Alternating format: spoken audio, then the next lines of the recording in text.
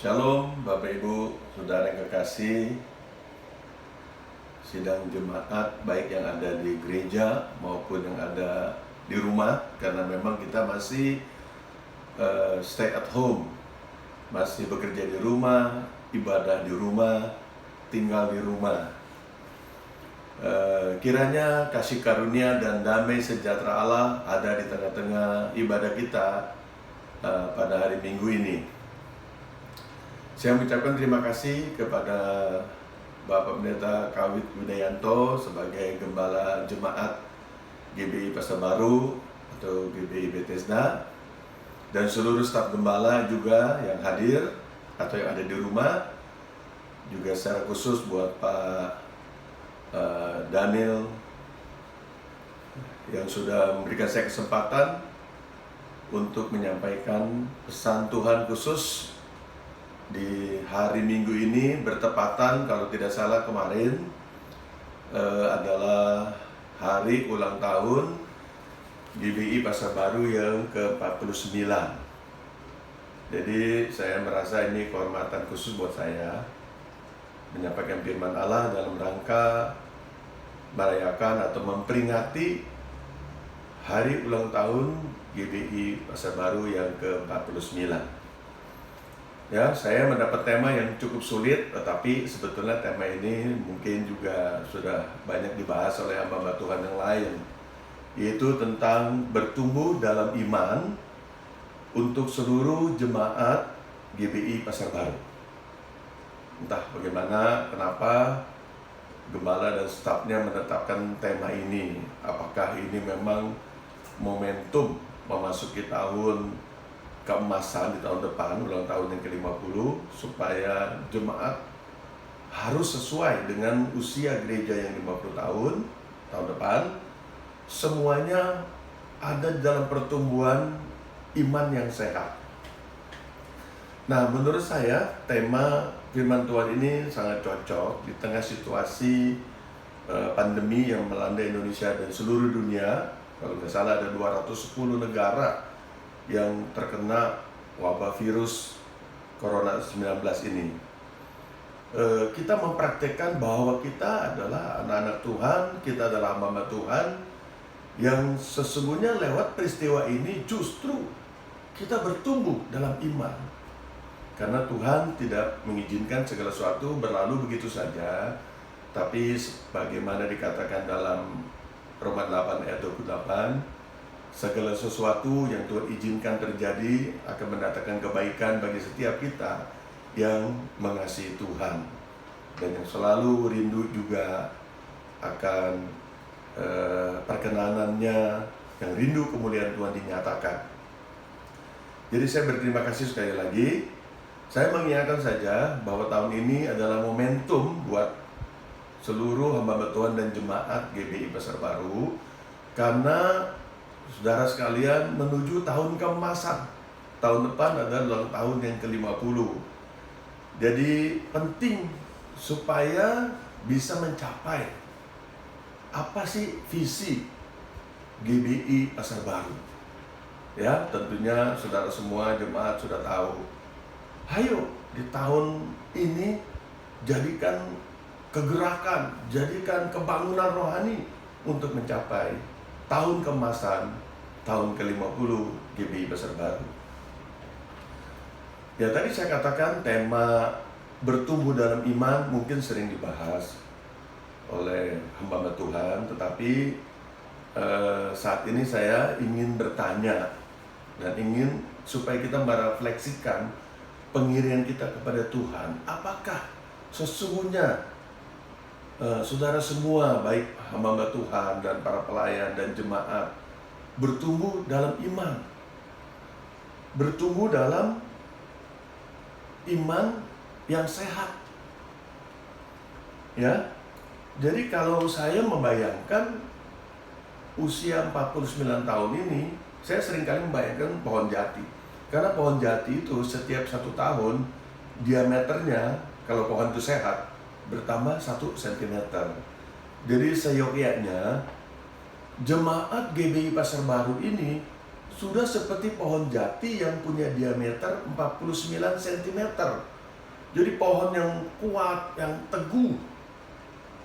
Pohon yang mestinya sudah sangat berguna, berdampak. Pohon yang besar. Ya, bisa menaungi area sekian meter persegi. Nah, saya melihat kalau iman seringkali digabungkan dengan biji sesawi. Kalau saudara ke Israel, pasti nanti tour leader lokal akan mengajak saudara melihat sebesar apa sih biji sesawi? Sebesar ujung lidi, sapu lidi, ujungnya. Tetapi saudara akan kaget melihat pohon sesawi yang sehat itu bisa besar sehingga kalau dilihat dari atas diameter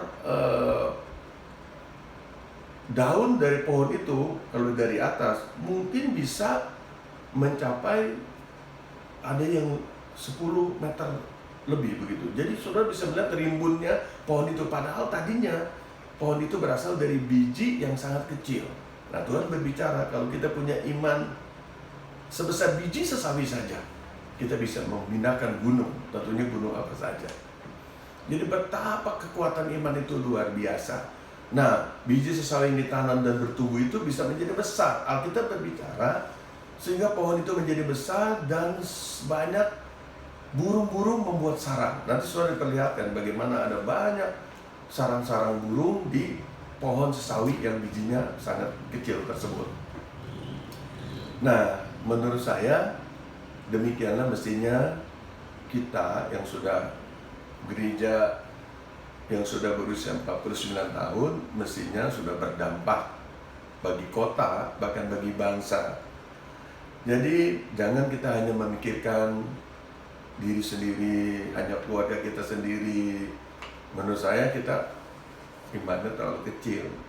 Tapi mulailah berpikir pada waktu kita ada di gereja yang usianya sudah 49 tahun, sekarang kalau bisa ada sebagaimana ada rencana Tuhan yang besar. Tapi jangan kita hanya memikirkan gereja kita sendiri saja. Kita mulai berdampak bagi kota dan bagi bangsa. Nah, saya ingin menyampaikan firman Tuhan yang terambil dari 2 Timotius pasal 4 mulai ayat 1 sampai ayat 8 ya. Saudara silakan buka Alkitab yang saudara bawa ya, atau mungkin dari HP. Saya akan membacakan. Ini ditulis oleh Rasul Paulus kepada Timotius, anak rohaninya. Ya, judul perikopnya adalah penuhilah panggilan pelayananmu. Mulai ayat ke-1. Di hadapan Allah dan Kristus Yesus yang akan menghakimi orang yang hidup dan yang mati, aku berpesan dengan sungguh-sungguh kepadamu demi penyataannya dan demi kerajaannya. Beritakanlah firman, siap sedialah baik atau tidak baik waktunya. Nyatakanlah apa yang salah, tegurlah dan nasihatilah dengan segala kesabaran dan pengajaran. Ayat 3. Karena akan datang waktunya orang tidak dapat lagi menerima ajaran sehat, tetapi mereka akan mengumpulkan guru-guru menurut kehendaknya untuk memuaskan keinginan telinganya. Mereka akan memalingkan telinganya dari kebenaran dan membukanya bagi dongeng. Ayat 5. Tetapi kuasailah dirimu dalam segala hal, sabarlah menderita, lakukanlah pekerjaan pemberita Injil, dan tunaikanlah tugas pelayananmu. Mengenai diriku, darahku sudah mulai dicurahkan sebagai persembahan, dan saat kematianku sudah dekat. Ayat 7. Aku telah mengakhiri pertandingan yang baik, aku telah mencapai garis akhir, dan aku telah memelihara iman. Ayat 8. Kita baca sama-sama. Sekarang telah tersedia bagiku mahkota kebenaran yang akan dikaruniakan kepadaku oleh Tuhan, Hakim yang adil pada harinya. Tetapi bukan hanya kepadaku, melainkan juga kepada semua orang yang merindukan kedatangannya. Yuk, sebelum saya uraikan, kita berdoa bersama. Bapa, kami bersyukur kalau hari ini kami boleh ada di tengah gereja, bahkan jemaat boleh beribadah di rumah. Hamba-Mu bersyukur mendapat kesempatan menyampaikan firman Allah dengan tema bertumbuh dalam iman untuk semua jemaat GBI Pasar Baru. Urapi hamba-Mu dalam menguraikan, dan biarlah firman yang sederhana yang singkat ini menjadi sesuatu tantangan, sesuatu kerinduan, supaya seluruh jemaat, termasuk hamba-hamba-Mu, boleh sungguh-sungguh rindu bertumbuh dalam iman. Urapi hamba-Mu, urapi kami sekalian. Berikanlah pengertian dari firman yang kami baca mengenai tugas pelayanan dari nasihat Rasul Paulus kepada Timotius. Berfirmanlah ya Tuhan, kami siap mendengar. Demi nama Tuhan Yesus kami berdoa. Amin. Nah, Bapak Ibu Saudara yang kekasih, saya lanjutkan pengertiannya. Setelah kita membaca ke 8 ayat dari firman Allah ini, saya melihat betapa pentingnya ya kita memperhatikan pelayanan ataupun tugas yang Tuhan percayakan kepada kita masing-masing, termasuk saya. Kalau saya bisa ada sebagaimana ada saat ini, usia kekristenan saya tidak jauh dengan usia gereja ini. Usia kekristenan saya adalah 48 tahun. Jadi setelah 1 tahun gereja Bethel Indonesia Jemaat Pasar Baru ada, 1 tahun kemudian saya dimenangkan oleh pelayanan Bapak Rohani kita yang luar biasa, yaitu Om Domingus, Om Domi. Nah, sekarang pertanyaannya setelah kita membaca ayat-ayat firman Allah tadi dan juga sesuai dengan tema, bagaimana supaya kita bertumbuh dalam iman? Ini yang kita harus perhatikan. Karena tidak ada artinya kalau firman Allah ini hanya disampaikan, tetapi kita tidak mengalami tantangan di dalam pertumbuhan kita, pertumbuhan iman kita. Nah, saya melihat dari pembacaan firman Allah tadi, ada 3 hal supaya kita bisa bertumbuh dalam iman yang sehat. Yang pertama, ya, kalau saya membaca surat Rasul Paulus kepada Timotius ini, ada beberapa ayat nanti kita akan kembali bahas.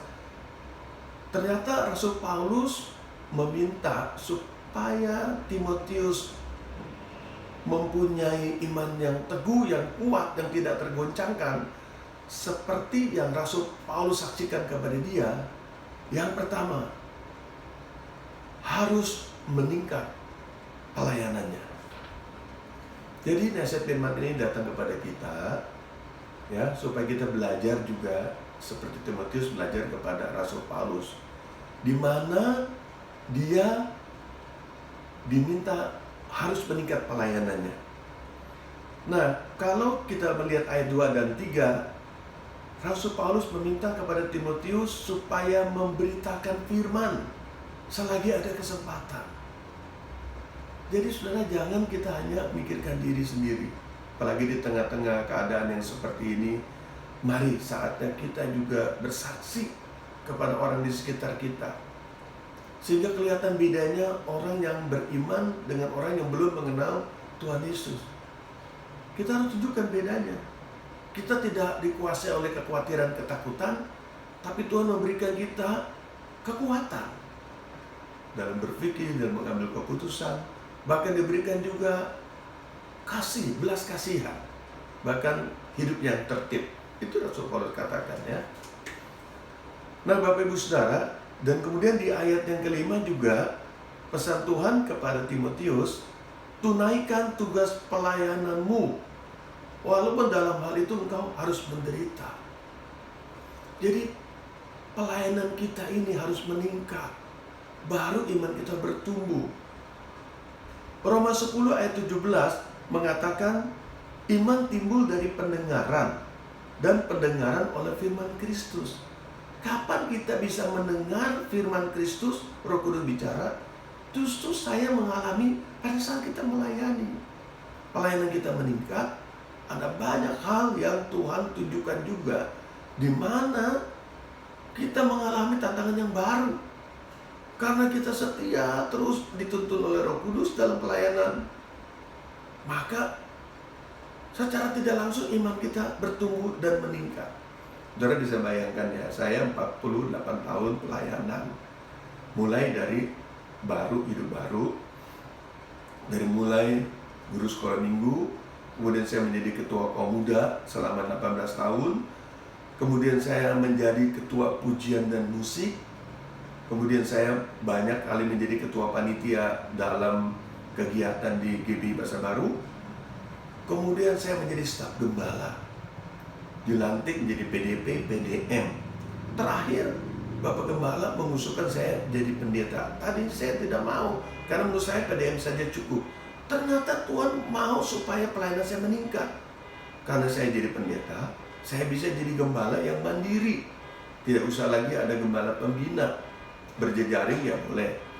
Dan bukan hanya itu, saya menggembala di GBI Citaraya, diberikan juga kesempatan menjadi ketua perwil selama 6 tahun.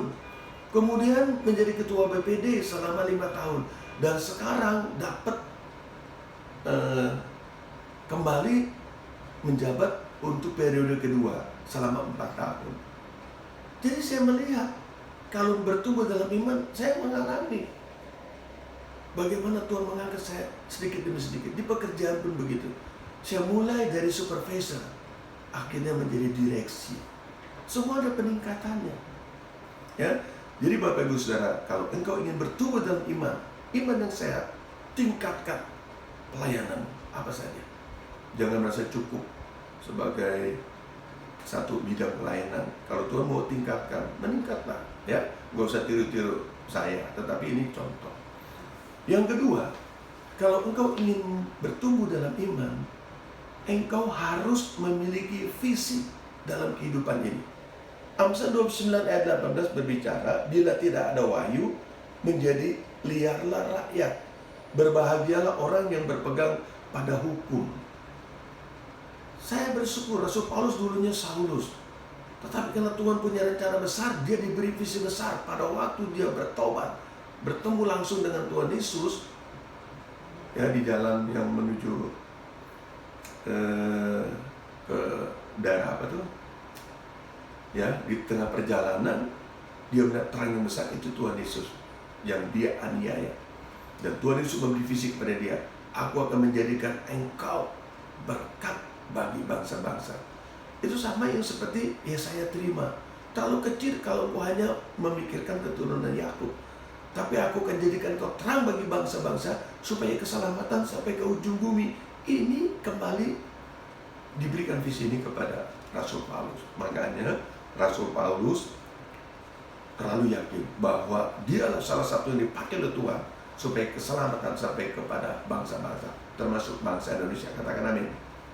Nah, di dalam ayat 7 dia berbicara, dia berjuang sampai akhir.